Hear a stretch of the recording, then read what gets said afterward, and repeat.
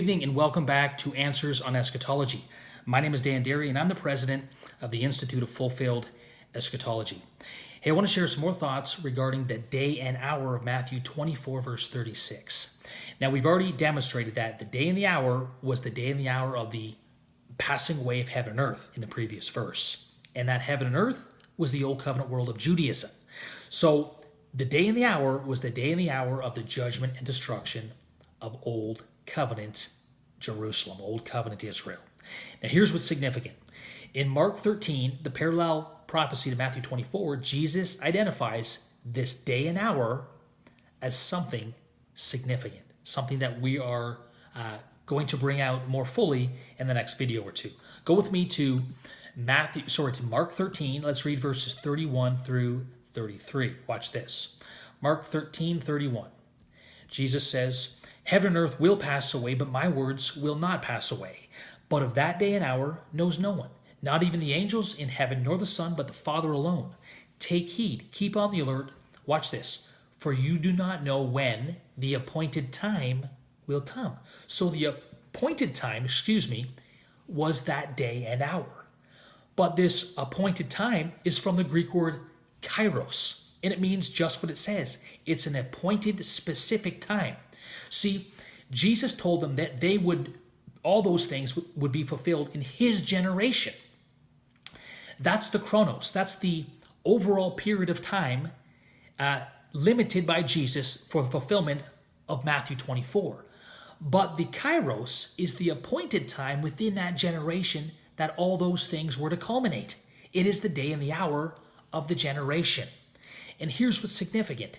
Jesus told his disciples in Matthew 24:33 that when they saw these things taking place, in other words, when they saw these signs take place, they were to know that it was near. What? The day and the hour, the kairos. They were to know that it was near, even at the doors.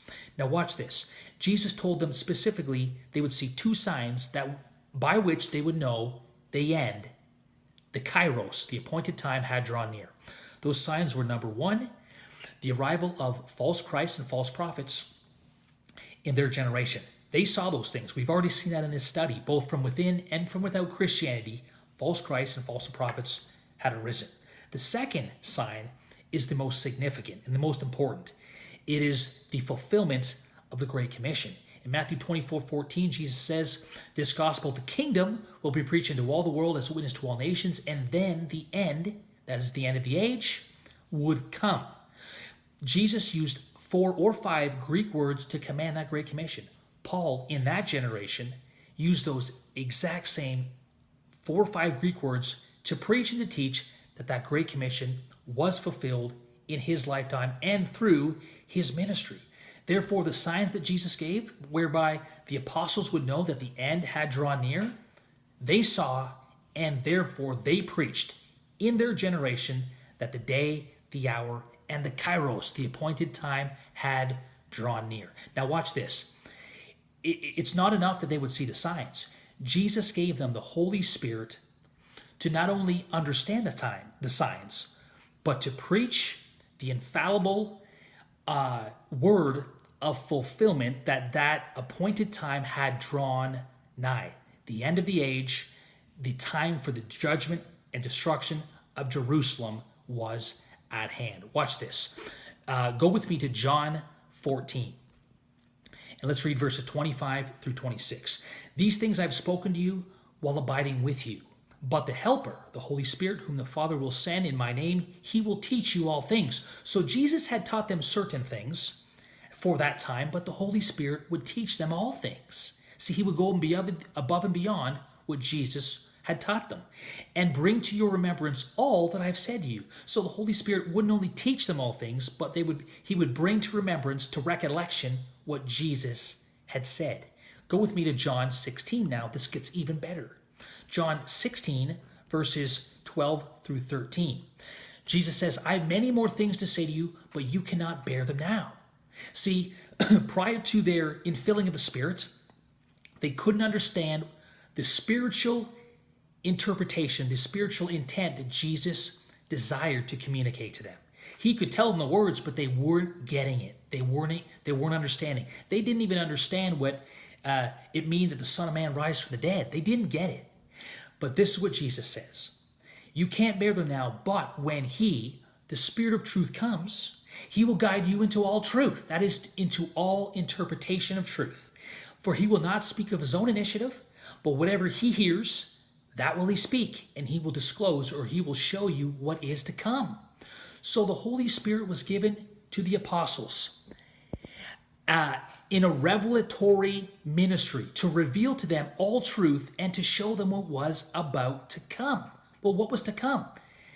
The appointed time for the judgment of Old Covenant Jerusalem, the day and the hour of the end of that Old Covenant age, the end of that generation in which heaven and earth would pass away, the Son of Man would come in the clouds of heaven, the Old Covenant age would be removed, and the New Covenant world would be fully established in Jesus Christ. The revelatory spirit was to divinely inspire the apostles to preach, the end has come. The appointed time has arrived. The day and the hour of that judgment was upon that generation. And that's exactly what they preached. They saw the signs that Jesus said they'd see, and when they saw it, by the Spirit, they gave the command to that generation that the day and the hour and the kairos, the appointed time, has come. And in the next video, we're going to look specifically at those three words. That is fundamental. Jesus told them, you won't know the day and the hour, you won't know the kairos, but when you see the signs, you'll know that that day and hour, that kairos, that appointed time for that judgment has come. They saw the signs, and in that generation, they preached that the day and the hour and the kairos, the appointed time, had come upon that generation, and it would be fulfilled at the fall of Jerusalem in AD 70. We'll get to all that next video. You have a great night. We'll see you tomorrow. Bye for now.